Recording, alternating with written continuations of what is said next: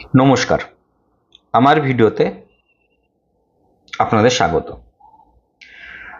আজকে আমরা শিখব ইনভেস্টমেন্ট সম্পর্কে, যে ইনভেস্টমেন্ট কি জিনিস, বাজারে কি কি রকম ইনভেস্টমেন্ট আছে এবং কোন ইনভেস্টমেন্টটা আমরা চুজ করব বা কেনই করব। তা চলুন এক এক করে জানা যাক। দেখুন, ইনভেস্টমেন্ট কি জিনিস। আমরা কোনো কিছু কম দামে কিনে বেশি দামে বিক্রি করব একটা টাইম পিরিয়ডের পরে, তাকে বলা হয় ইনভেস্টমেন্ট। মূলত দু ধরনের ইনভেস্টমেন্ট হয়। একটা হচ্ছে কম দামে কিনে আমরা সেটাকে বেশি দামে বিক্রি করি, আর হচ্ছে একটা জিনিস কিনে আমরা সেটাকে রেন্টে দিই এবং প্রতি মাসে একটা টাকা ইনকাম করি। যেমন ধরুন, আমি একটা প্রপার্টি কিনলাম, সেটা ভাড়ায় দিলাম এবং প্রতি মাসে একটা টাকা আমরা সেখান থেকে ইনকাম করছি। ধরুন, আমরা একটা আইফোন কিনলাম 1.5 লাখ টাকা দিয়ে। আইফোনটাকে কি আমরা ইনভেস্টমেন্ট বলবো? একদমই নয়, কারণ আইফোনের দাম ধীরে ধীরে কমে যাবে। একদিন ওই আইফোনটা জিরো ভ্যালুতে পরিণত হবে, তাহলে এটাকে আমরা বলবো একটা ব্যাড ইনভেস্টমেন্ট। তা চলুন এক এক করে ইনভেস্টমেন্ট কি কি আছে এবং কেন করব সেটা জেনে নেওয়া যাক। তা চলুন জানা যাক যে বাজারে আলাদা আলাদা কীরকম টাইপের আমরা ইনভেস্টমেন্ট করতে পারি। দেখুন, আমরা গোল্ড কিনতে পারি, প্রভিডেন্ট ফান্ড করতে পারি, টার্ম ডিপোজিট মানে বিভিন্ন ফিক্সড ডিপোজিট করতে পারি, গভর্নমেন্ট বন্ড কিনতে পারি, স্টক কিনতে পারি, স্টক মানে শেয়ার, আর মিউচুয়াল ফান্ড করতে পারি। তা চলুন এক এক করে দেখে নেওয়া যাক কোনটা কেমন রিটার্ন দেয়। দেখুন, ফিক্সড ডিপোজিটের ইয়ারলি রিটার্ন হচ্ছে মোটামুটি 7.25% এখন চলছে, এবং 10 বছরে আমাদের টাকা ডবল হবে। তারপরে গোল্ড হচ্ছে মোটামুটি লং টার্মে 8.8% করে রিটার্ন দেয়, এবং 8 বছরে আমাদের টাকা ডবল হবে। তারপরে প্রভিডেন্ট ফান্ড, এও ওরকম 8.25% করে রিটার্ন দেয় এবং 8 বছরে আমাদের টাকা ডবল হবে। গভর্নমেন্ট বন্ডও 7 to 8% রিটার্ন দেয়, মোটামুটি 10 বছরে আমাদের টাকা ডবল হবে। রিয়েল এস্টেট মোটামুটি 9 থেকে 12% করে রিটার্ন দেয়, মোটামুটি 7 ইয়ার্সে আমাদের টাকা ডবল হবে এতে। মিউচুয়াল ফান্ড 15 থেকে 20% রিটার্ন দেয়, 5 ইয়ার্সে আমাদের টাকা মোটামুটি ডবল হবে। স্টক মানে হচ্ছে শেয়ার আমি বলেছি এখানে আনলিমিটেড। শেয়ারের কোনো লিমিটেড ব্যাপার নেই, কারণ কি এটা যেরকম কমতেও পারে সেরকম আনলিমিটেড বাড়তেও পারে, ফিক্স কোনো রুল নেই। ধরুন, আপনি একটা স্টক কিনেছেন আজকে 20 টাকা দিয়ে, সেই স্টকটা বাড়তে 2 বছরের মধ্যে এটা চলে গেল 500 টাকায়। তাহলে আপনি এখানে কত গেইন করলেন? 20 টাকা যদি 100 টাকা হয় তাহলে 5 গুণ, আর তাহলে 500 টাকা হয়েছে তাহলে 25 গুণ। তাহলে আপনি 20 টাকাটা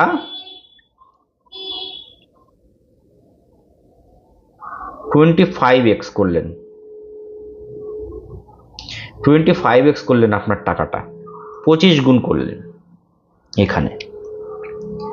এবার ধরুন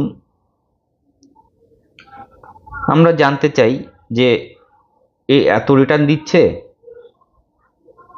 আর ফিক্সড ডিপোজিট মাত্র 7.25 দিচ্ছে রিটার্ন,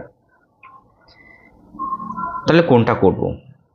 দেখুন, মিউচুয়াল ফান্ড রিটার্ন দিচ্ছে, স্টকও সব থেকে বেশি রিটার্ন দিচ্ছে, কিন্তু কিন্তু এটা রিস্কি।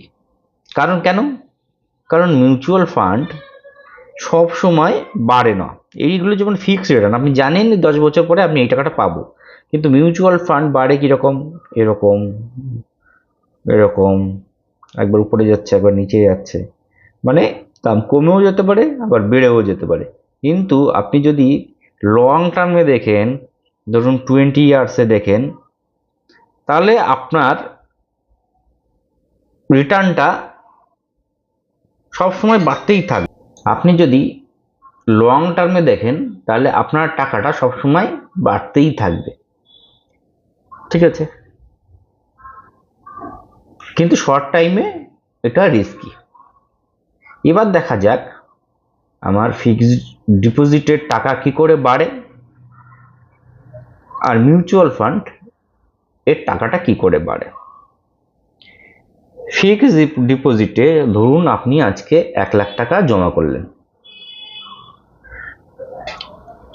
এখানে বলেছি 7.2% রিটার্ন, আপনি ধরুন 8% রিটার্ন পাচ্ছেন, তাহলে আপনি 1 বছরে পাচ্ছেন 8,000 টাকা, এবং এটা ফিক্সড, এর বাইরে যাবেও না বা কমবেও না। এরকম করে পরের বছরও পাচ্ছেন 8,000, তারপরের বছরও 8,000, এরকম করে আপনি পেতে থাকছেন।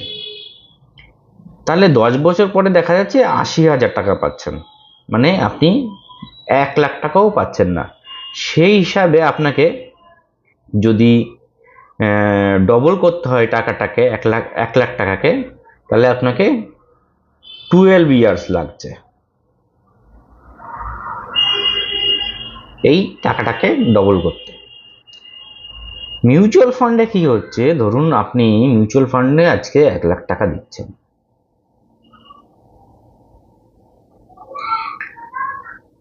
20% রিটার্ন, আপনি পাচ্ছেন পরের বছর 20,000 টাকা।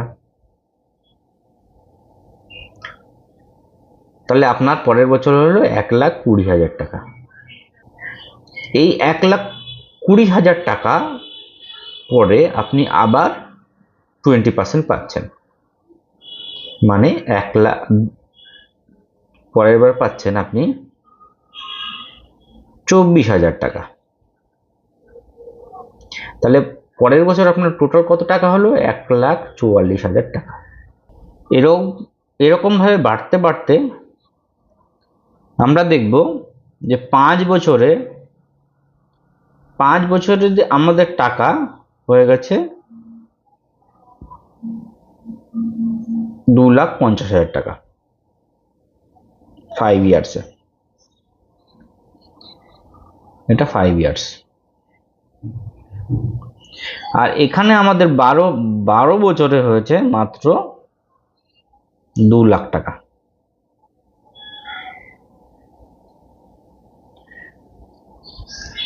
তাহলে ভাবুন, এটা 5 বছরে হয়েছে 2,50,000 টাকা, এটা 12 বছরে হয়েছে 2 লাখ টাকা। তাহলে এটা 20 বছরে কত হবে? এটা 4 লাখ হতে গেলে আমাকে লাগবে হচ্ছে 24 বছর। আর এইটা ভাবুন, এটা যদি আমি 20 বছর করি, এই টাকাটা কম্পাউন্ডিং হয়ে কোথায় গিয়ে দাঁড়াবে। এবার দেখব যে কোন ইনভেস্টমেন্টটা আমাদের জন্য সুইটেবল এবং কখন কোন ইনভেস্টমেন্টটা করব। ফিক্সড ডিপোজিট, ধরুন আমার কোনো টাকা 1 থেকে 3 বছরের মধ্যে আমার টাকাটা লাগবেই, সেই ক্ষেত্রে আমরা ফিক্সড ডিপোজিট করব। কারণ কি, ফিক্সড ডিপোজিট রিটার্ন ফিক্সড, এটা কখনোই কমবে না।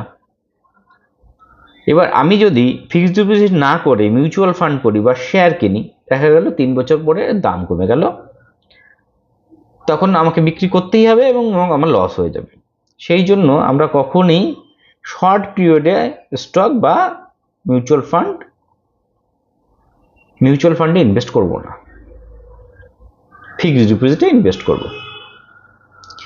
গোল্ড, গোল্ড আমাদের সব সময় কেনা উচিত। কারণ কি, গোল্ডের দাম কখনই কমে না, সব সময় গোল্ডের দাম উপরে যায়। এবং গোল্ড আমরা যখন খুশি বিক্রি করতে পারি। ধরুন আজকে গোল্ড কিনলাম, কালকে বিক্রি করে ফেললাম।